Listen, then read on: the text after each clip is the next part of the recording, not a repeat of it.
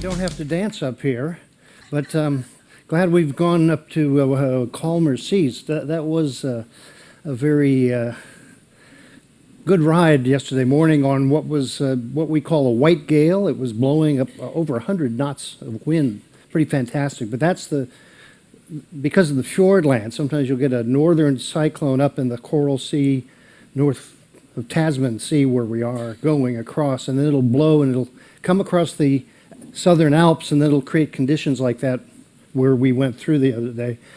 Had we continued straight toward Hobart and Tasmania, then we would have been 3 days of banging all of the way. Not rolling, just rocking, as the musicians say. But today I'm going to show you a bit about Tasmania. Of course, we're not going there, therefore I can say almost anything about it, because no one will contradict me later.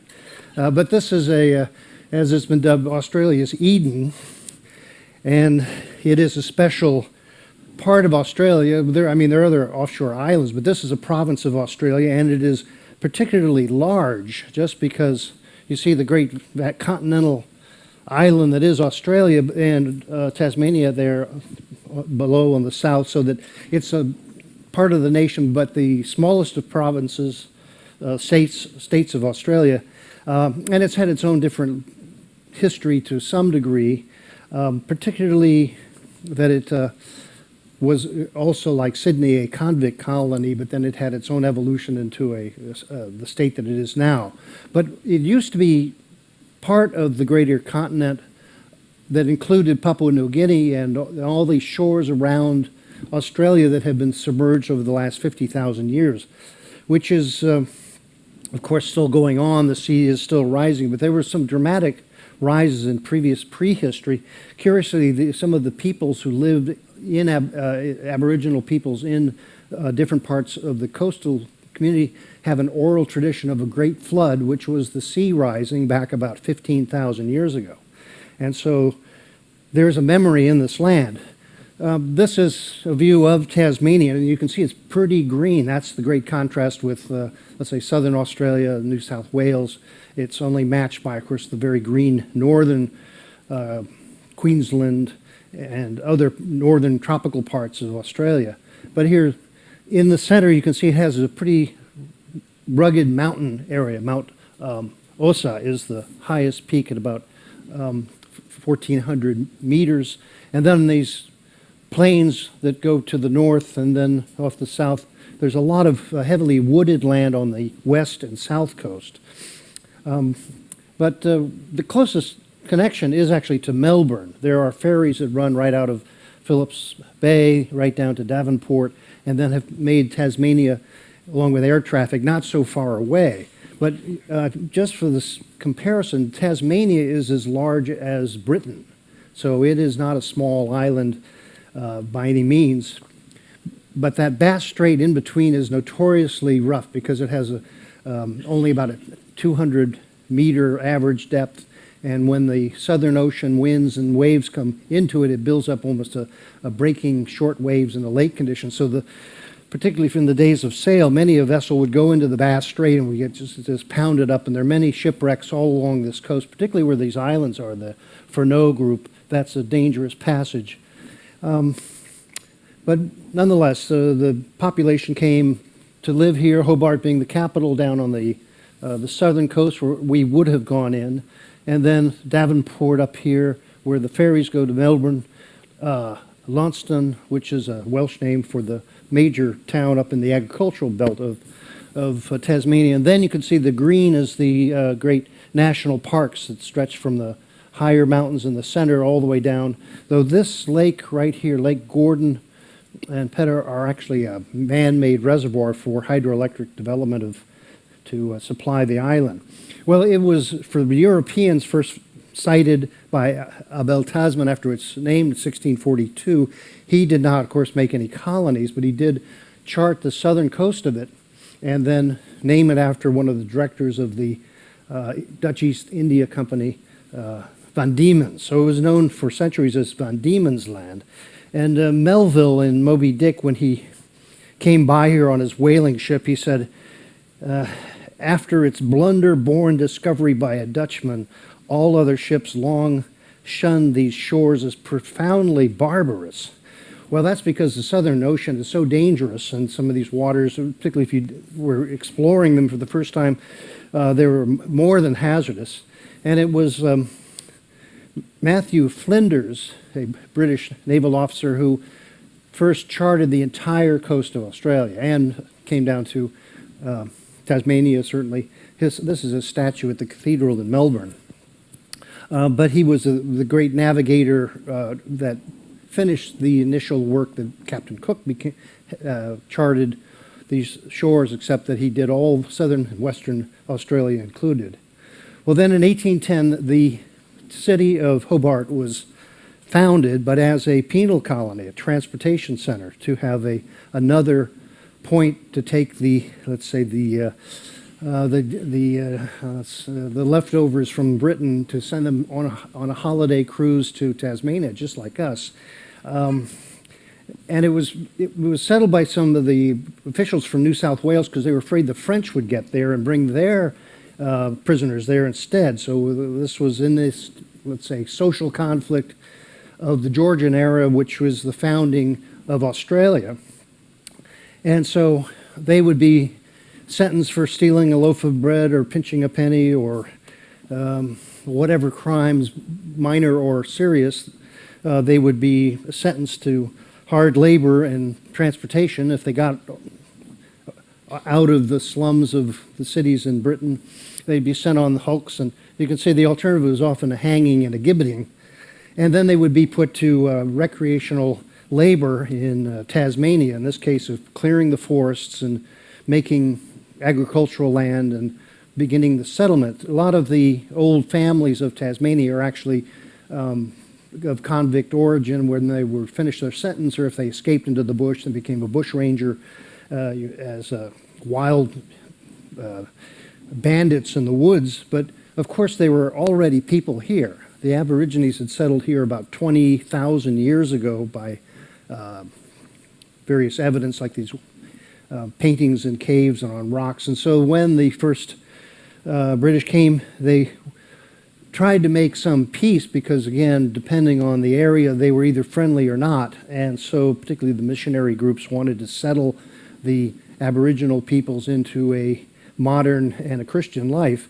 But the conflict started almost immediately because the Aboriginals didn't have a concept of property or money or many things that were totally mysterious to them. And the authorities tried to prevent what they ended up having called the Black Wars, where the settlers would either hunt down or enslave the Aborigines. The government in Hobart published this as an illustration to the natives so that they would have a sense of justice, that just without the language you could see they're supposed to take care of each other and make agreements and not fight, and there'd be justice for both sides. Well, it wasn't very just because the Aboriginals in this area were there may be 4,000 to 5,000 by estimate when they first came, and then they were finally hunted or imperiled by disease. So in the early 1860s, there were only 44 of them left, and there were those who tried to make amends and take the people to give them some employment. Here they suddenly had all these clothes on. But I read an account where a settler tried to trade a pair of pants for a kangaroo cape because it's cold in Tasmania in the winter especially, and all of the local Aborigines would wear kangaroo capes, but they didn't know what to do with pants. They didn't wear pants. They only wore the kangaroo as a pelt as a coat. And so that was the kind of cultural problems of the assimilation, and then it was a point where some were, let's say, given health services, some education. This became the last of the chieftains in the Hobart area, King Billy, who lived until 1869. But when he died, he was very 6'11" size, a very big man. But he was such a curious and strong person. When he died, his body was dismembered and sent to the British Museum for study. Meanwhile, leaving his wife, who was the Queen Truganina, who died in 1876, But you can see the look in her eyes. She didn't really appreciate all that had happened, let's say. And one saying of another Chief Benelong said, "The white man taught us to plunder and deceive. We have black faces but white hearts. White men have white faces but black hearts." And so this is the tragedy of Australia, which has been continuing to this day with redress of some grievances and some recognition of the rights and some of the culture of the Aborigines. Meanwhile, others came in, and there are still remnant population in Tasmania. And then the rest of Australia, as you'll find out on your trip, there's a great revival of traditional practices, medicines, song, dance, graphic arts, spiritualism. So when you go right into the Circular Quay in Sydney, you'll see some native Aborigines singing and playing didgeridoos. In this case, this is a sculptural installation by an Aboriginal artist, which is a memorial for all those who died in the contact. Well, I'm going to continue on just to show you Hobart here. This was the first settlement in the bay of the Derwent River, and we will sail in another day around Cape Pilar and past Port Arthur into the river, which is a very snug harbor. And so when the first settlers came here, they said Tasmania has park-like lands, brilliant skies, pure rivers, and the untainted breath of morning.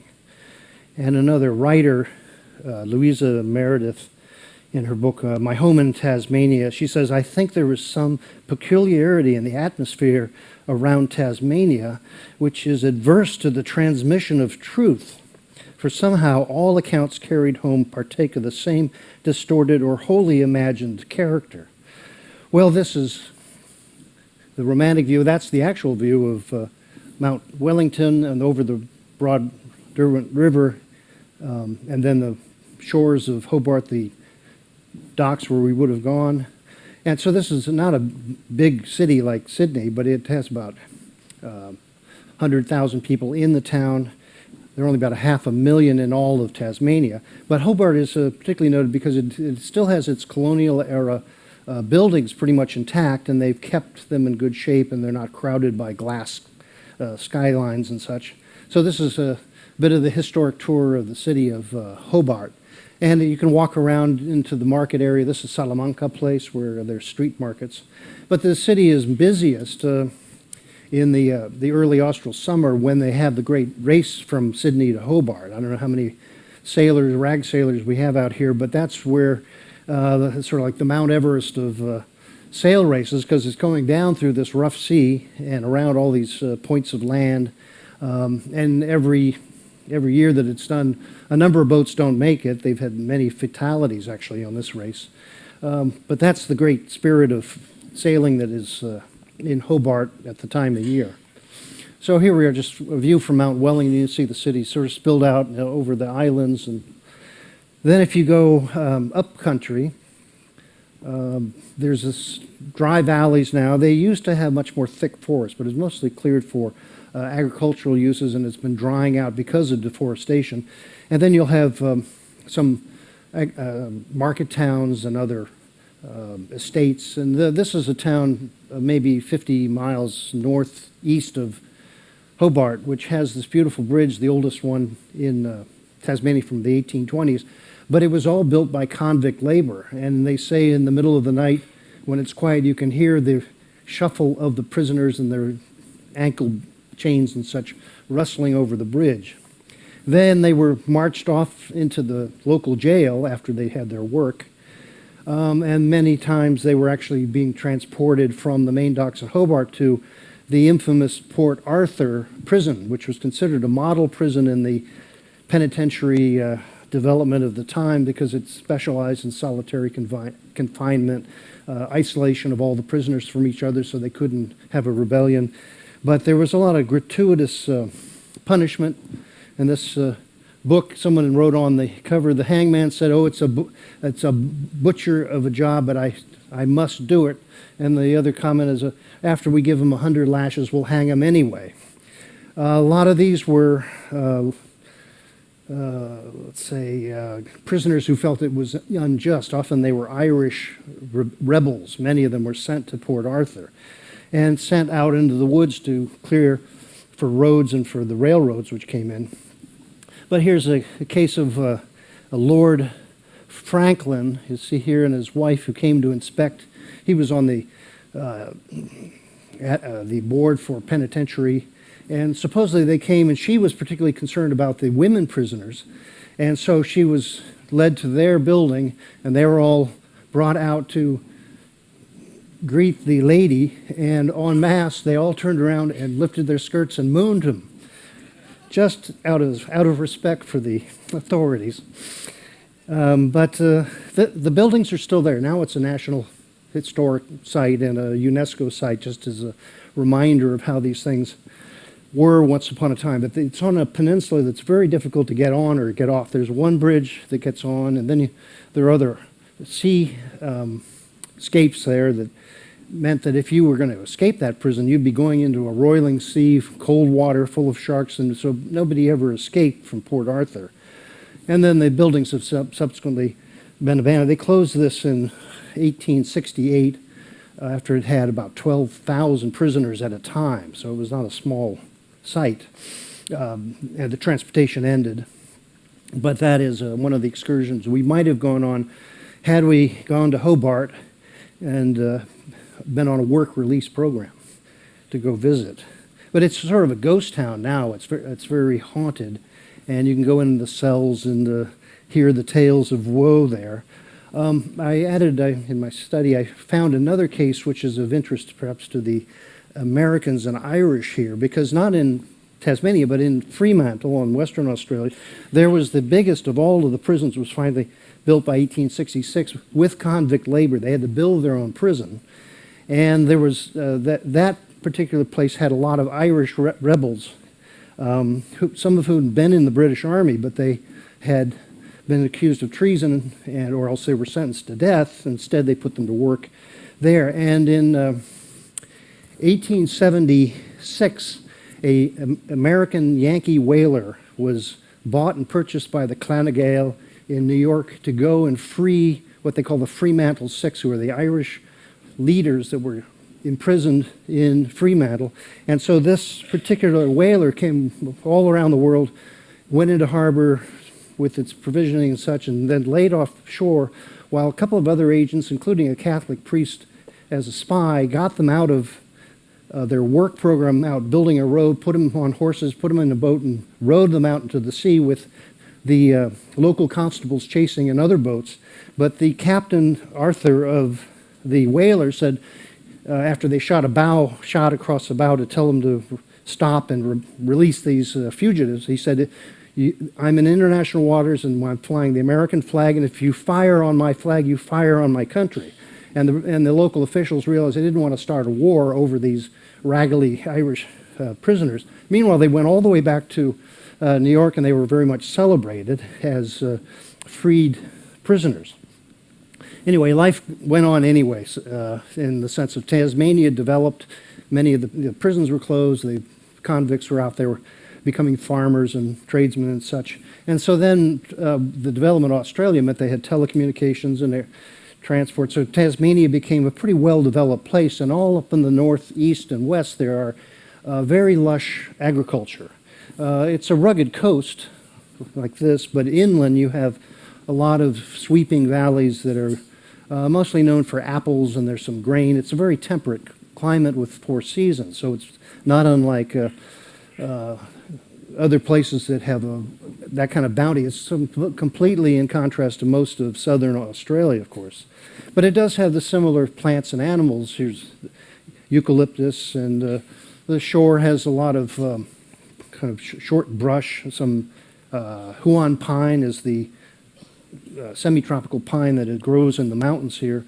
But on the north coast in particular, it's very sweepingly broad country. There are a number of ports we occasionally go into. Burnie, that's one which is a very small port with a very big dock, and it is known as the opium capital of the world. They have the largest medicinal opium processing fields and factories there. It's pretty quiet. Let's say nobody wants to go there except in business, let's say, but that provides most of the medicinal opiates for the pharmacological industry around the world. And then if you come out to the west tip, you have Stanley and some rocks and things. Here's the coast, as you see, a lot of beaches, a lot of agriculture here. And then there's a volcanic pike, which is called a plug, that is the old volcano in Stanley that they call the Nut. And lavender farms and a lot of rich land all through Tasmania. Then as you come down the west coast, you get the town of Strahan, and then that's an upland into Queenstown, was a copper mining, gold mining town. But much of that area has now been made the national parks, and the Franklin River particularly, where you have the remnant of the original forest and preserves, and some of the wildlife is still healthy out there. This is not an area that's been burning because it has a lot of rain in Tasmania. So these areas are pretty lush and intact compared to the trouble we'll see as we go up to New South Wales. Even in the fall, they have deciduous trees and lots of water. As I said, they did have a major hydroelectric plant on the Gordon River, but the Franklin River has been left free-flowing, especially because they're trying to restock salmon and other fish into the main river system. And the forest is partly eucalyptus, partly Huon pine, but it has these tremendous tree ferns, like we saw those in New Zealand. This is a remnant of the ancient union of all these lands. So you have those same kind of plants from Tasmania to the South Island of New Zealand, all the way to Chile and Patagonia. But this is where the forest gets quite dense, and this was the area where there were a lot of bush rangers who would, the escaped convicts who would go up and become bandits in the woods, hiding in that kind of a forest. So they come down to the southern West Cape and East Cape. This is where the Southern Ocean, sweeping around Antarctica, comes with its constant swells and winds. The highest wind off that coast was at 177 knots. We only had 100 the other day, but you can imagine almost double that. And of course, for shipping, that means it's a no-go zone. As this ship found out, we were going to go diving there, but we're not going to go there. It will save us a bit of a chill because you have to have dry suits or very heavy suits to go down into those kind of cold waters. But it's full of life. I'll just show you a little bit of it for your interest. Here's a giant wrasse, lives in that particular wreck. And there are the Tasman fur seals, which are smaller than most other ones. And down on the bottom, there are all kinds of sponges and corals and sea whips. That's what that is called, that kind of a soft coral again. The giant southern crab, which is too big for the banquet here. And seahorses. There are many in Tasmania. It's also in Phillips Bay and Melbourne. They have the dragon seahorses and some unique species around here. And then more colorful of the nudibranch worm that swims around like a veil, and blue-spotted blue ring octopus. And then the most famous, though, is the striped cuttlefish, which come from many other parts of the Southern Ocean and Australia to have a mating season right off the southern coast of Tasmania. And they can change colors in an instant, and there are thousands of them get together and do fights and dances and love balls. I don't know what to call it in squiddy language, but that's you can look that up online. They have I would call animal entertainment, which is something to see. I don't have the film myself, but I recommend it if you have trouble sleeping. And then you have the top knot fish with that kind of fan off of his head. I think he's wearing sunglasses today. See that? And the red velvet fish. So these are all the things. If we went down under Tasmania, we might get to meet them. The long-nosed weed fish with its sort of eyebrows, and the ever-charming pigfish, which again they're a bottom feeder that come along the bottom sea and kind of dig for worms and shellfish like that.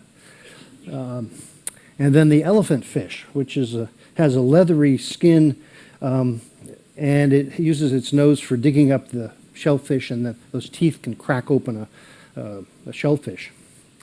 and then saw shark, which has that incredible toothed snout that it'll sweep along and grab small prey that way. But meanwhile, back on the beach, things are easier after a midday lunch.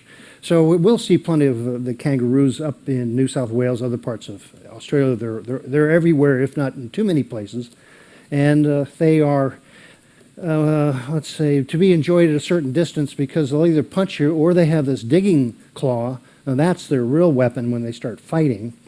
And they're pretty aggressive. They will keep you away from them, particularly if they have their joeys, the little pups. And if you feed them peacefully, they'll come and take it out of your hand. Most of them you'll see is out either in these wildlife centers or tours where they have been pacified and fed and such, or you can pick up a bit of kangapoo for your own fertilizer back home. Otherwise, you'll see them on the roads, and I had a friend who he was what they call a roo basher. He would go out for a month at a time to go out culling for the price on them because there's just so many all over Australia. Then the smaller ones, the wallaby, those are about half the size of the gray kangaroos. But here's the trivia question. How do you get the kangaroo to dance? Rain. Unfortunately, this is a picture recently from the fires. But anyway, I'll go on with a few other animals just for our entertainment value. The emu, which is the smaller version of what the moa was in New Zealand. And this one is only about 4 to 5 feet tall rather than 8 to 10 feet tall, the giant ones. But they're, again, like an ostrich. They have an extensive feather coat. They are flightless. They eat vegetation. And they were raised for feathers originally. And here's a wombat, which is another nocturnal creature. Now, of course, Australia has many endemic creatures that are not found anywhere else. This is the echidna, which is like a possum with spikes and spines. So that when it gets burrowed in the ground where it eats grubs and insects with its little spike of a nose, you cannot pull them out. The predators will try to pull that animal out of the ground. It'll spread out its spines, and you literally can't pull it out. Then it has the curious quality that it gives live birth and has a marsupial pouch, and it doesn't have teats, though, like a kangaroo and a koala bear. They will actually ooze milk from a certain part of their skin, so it comes out through the belly that way, and the little babies will lick up the milk that way. Well, then we have our let's say, the mascot of Tasmania, the devil, which is sort of a version of a weasel or other mammals, but this one is nocturnal, and it will eat anything if you get close enough, because it's pretty ferocious. They have been known to just attack people, sort of like a mad hyena, and of course, you don't want to say anything that gets them even madder, because they might even roar at you. Anyway, this is the cartoon life has taken off with some of these animals. They've had a problem with the devils, so they've had a cancer spread on their faces that has meant many of them have died out in recent. So some of them are now resistant to whatever that cause of it is. This has been the great object of scientists to find if there are any more of the famous Tasmanian tiger, which is a form of a canine, like a dingo, not really related to the cat family, but it has a fused back spine, and then it is very bloodthirsty. So when the sheep ranchers came, they found these devils would come out of the woods at night, and then they would just kill sheep as much as they could eat. And so then they put a bounty on them, 10 pounds on a head at the height of the hunting for them to exterminate them. And the last one was kept captive in a zoo in Hobart in 1937. It died. So this is the picture of it. But there's a $1 million Australian prize if anybody will find a living one. So there's some people out there looking for the last of them. It's sort of like the Bigfoot of Tasmania. If you find it, that will be news. Meanwhile, I just show you the other mascot of all of Australia, but in Tasmania they also have many because of the lush forests here. Because the koala is again a nocturnal animal. It spends the day sleeping in a tree. They are solo. They don't have a pack or anything. They only meet up in the trees to mate, and they need 70 acres per pair. The female and the male will live separately, and they'll have their little babies, but they don't live together. But they are constantly chewing on a certain species of eucalyptus, and they'll sleep most of the day, and then they'll chew on these in the evening and in the day, and by morning they'll go into hibernation. And unfortunately, they are very few and far between. The female again has a marsupial pouch. The little joey will come up and begin to take milk from the teat that's in the pouch, but the mother will chew up some eucalyptus and mix it with some of her own feces to put it in the pouch so that the little joey will get the right bacteria in their gut. So on that charming note, I'll just say welcome to Tasmania, and I'm sorry we didn't get to go there, but I hope I've showed you a few things that make it interesting enough to come back someday. Anyway, thank you very much, and have a good trip.